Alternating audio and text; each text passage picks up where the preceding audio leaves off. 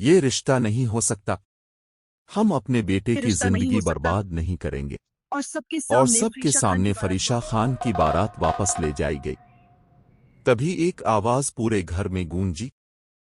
کراچی کے سب سے مغرور بزنس مین ہارون سکندر کی آواز میں کروں گا فریشہ سے نکاح۔ سنم کی موت کے بعد سلیم پوری طرح بدل چکا تھا۔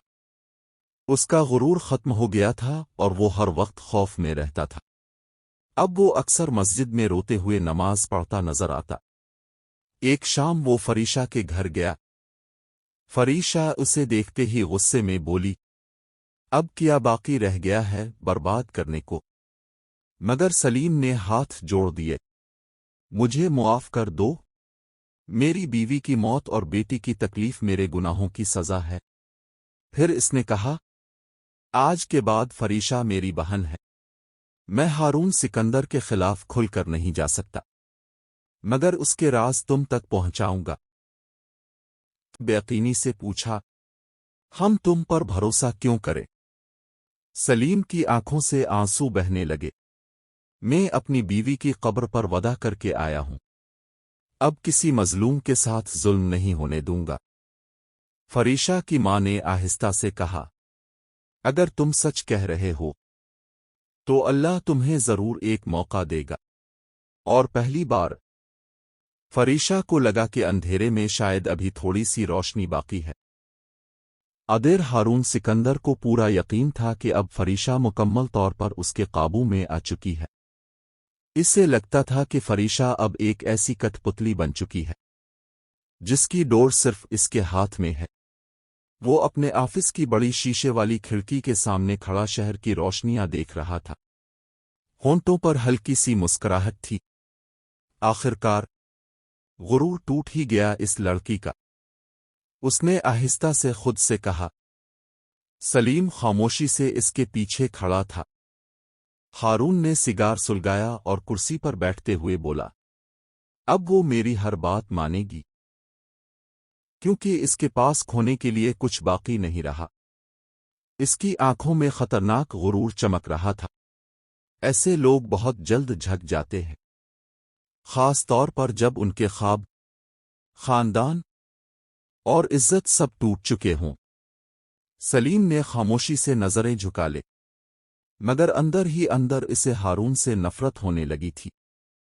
ہارون نے فائل بند کرتے ہوئے کہا، فی الحال اسے چھوڑ دو، وہ ابھی اپنے باپ کے صدمے میں ہے۔ وہ ہلکا سا ہنسا، غم انسان کو کمزور کر دیتا ہے، اور کمزور انسان کو قابو کرنا بہت آسان ہوتا ہے۔ سلیم نے پہلی بار دل ہی دل میں دعا مانگی، یا اللہ، اس ظالم کا غرور ایک دن ضرور توڑنا۔ الفادر فریشہ اپنے والد کی قبر کے پاس بیٹھی خاموش آنسو بہا رہی تھی۔ اسے اندازہ بھی نہیں تھا کہ ہارون سکندر اسے ایک انسان نہیں بلکہ اپنی جیت سمجھنے لگا ہے۔ مگر شاید ہارون یہ بھول رہا تھا، ٹوٹے ہوئے لوگ اکثر سب سے خطرناک ثابت ہوتے ہیں۔ فریشہ کے والد کی وفات کے بعد اس کی والدہ دن با دن کمزور ہوتی جا رہی تھیں۔ غم، پریشانی اور بیماری نے انہیں توڑ کر رکھ دیا تھا۔ کئی دن گزرنے کے بعد جب گھر کے حالات تھوڑے سنبھلے تو ایک رات انہوں نے فریشہ کو اپنے پاس بٹھایا۔ بیٹا، میری زندگی کا کوئی بھروسہ نہیں۔ فریشہ فوراً گھبرا گئی، امی ایسی باتیں نہ کرے۔ مگر انہوں نے اس کا ہاتھ تھام لیا، میں تمہیں اپنے گھر بسا ہوا دیکھنا چاہتی ہوں۔ فریشہ خاموش ہو گئی۔ اس کی ماں نے دھیرے سے کہا، ایک لڑکا ہے، اچھی نوکری کرتا ہے، شریف خاندان سے ہے، لوگ عزت دار ہیں۔ فریشہ نے نظریں جھکا لے۔ شاید مسلسل طوفانوں کے بعد وہ اب لڑنے کی طاقت کھو چکی تھی۔ چند دن بعد رشتہ طے ہو گیا۔ گھر میں سادگی سے نکاح کی تیاریاں شروع ہو گئیں۔ الفادر جب ہارون سکندر کو یہ خبر ملی کہ فریشہ کی شادی ہونے جا رہی ہے تو اس کا چہرہ غصے سے سرخ ہو گیا۔ کیا؟ اس نے میز پر رکھا گلاس زور سے پھینک دیا۔ میں نے اسے ایسے ہی آزاد نہیں چھوڑا تھا۔ सलीम खामोश खड़ा सब सुन रहा था। हारून गुस्से से बोला, अभी मुझे फरीशा से बहुत काम है, वो किसी और की नहीं हो सकती। जुमे के दिन निकाह था, सादा सा घर, चंद मेहमान, मोहल्ले की औरतें। फरीशा खामोश दुल्हन बनी बैठी थी, मगर उसकी आंखों में खुशी नहीं थी, सिर्फ खौफ और बेयकीनी थी। अचानक बाहर शोर होने लगा। दो औरतें अंदर दाखिल हुईं। तौबा तौबा, एक औरत ने बुलंद आवाज में कहा, आप लोग इस लड़की से शादी कर रहे हैं? सब हैरान रह गए। दूसरी औरत बोली, पूरा शहर जानता है इसके बारे में, इसके बाप की मौत भी इसी के सदमे से हुई। कमरे में सरगोशियां शुरू हो गईं।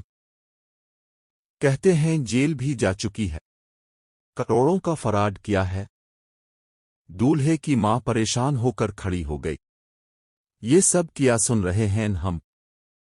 फरीशा की वालिदा रोते हुए बोले, ये सब झूठ है, मेरी बेटी बेकसूर है। मगर दूल्हे वालों के चेहरों पर नफरत आ चुकी थी।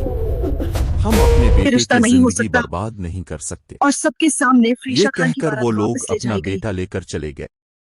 घर में सन्नाटा छा गया।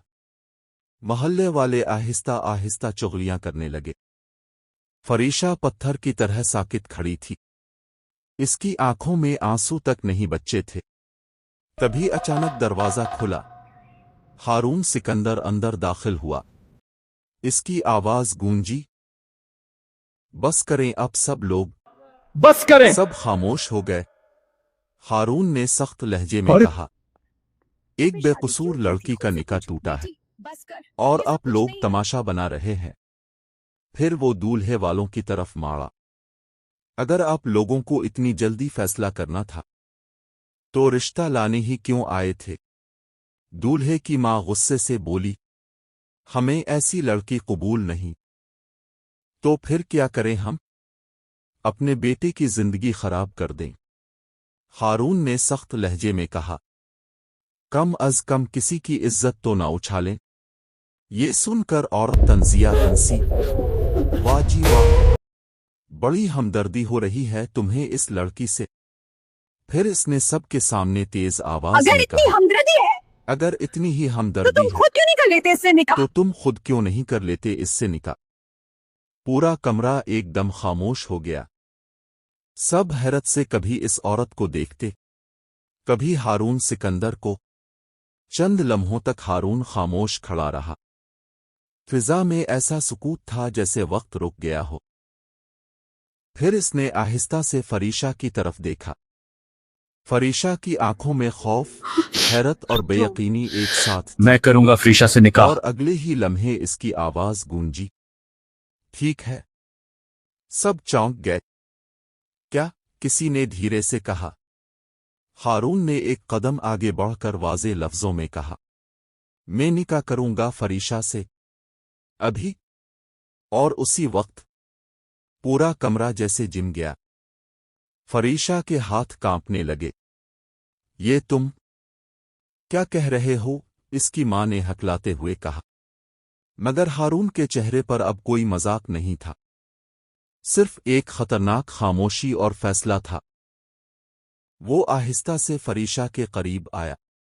तुम्हें बदनाम किया गया, तुम्हें तोड़ा गया, तुम्हें बार बार गिराया गया, उसने सर्द लहजे में कहा। अब तो ये लोग तुम्हें मुकम्मल मिटा देंगे, अब फिर मैं तुम्हें अपने नाम के साए में महफूज कर लूंगा। फरीशा की आंखों में आंसू आ गए।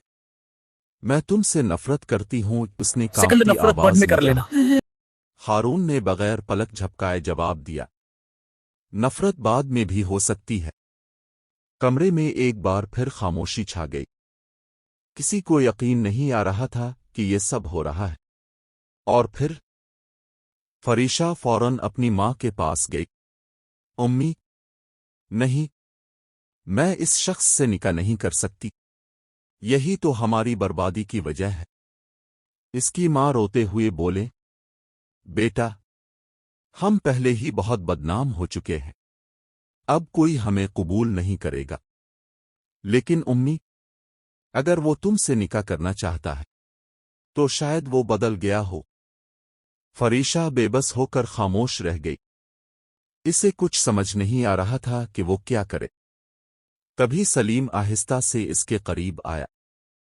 उसने आंखों ही आंखों में इसे इशारा किया, जैसे कह रहा हो, फी अल हाल मान जाओ, यही सही वक्त है।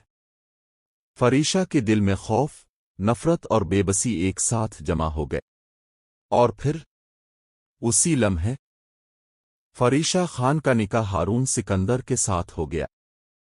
सुर्ख शरारे, भारी ज्वेलरी और चमकते हुए जेवरात में वो बेहद हुसैन लग रही थी, मगर उसके दिल में सुकून नाम की कोई चीज नहीं थी। निकाह के बाद हारून सिकंदर उसे अपनी महंगी गाड़ी में बिठाकर अपने आलीशान घर ले आया था। कराची के पोश इलाके में वाक़े इस बंगले की हर चीज शाहाना थी, मगर फरीशा के लिए वो जगह किसी कैद खाने से कम नहीं थी। इस रात फरीशा खामोशी से बिस्तर पर बैठी रही। दिल तेजी से धड़क रहा था। हारून आहिस्ता आहिस्ता उसके करीब आया। उसका खूबसूरत दोपट्टा हटाया और इसे अपनी बीवी समझकर अपने करीब कर लिया। फरीशा की आंखों में आंसू भर आए। इसे यकीन नहीं आ रहा था कि जिस शख्स को वो अपने वालिद की तबाही का जिम्मेदार समझती थी, आज उसी के साथ एक ही छत के नीचे जिंदगी गुजारने पर मजबूर थी। अगले दिन वो अपनी माँ से मिलने गई। इसकी माँ ने परेशानी से पूछा, बेटा, तुम ठीक तो हो ना? फरीशा की आंखें नम हो गईं। उम्मी, मेरा दिल मानता ही नहीं।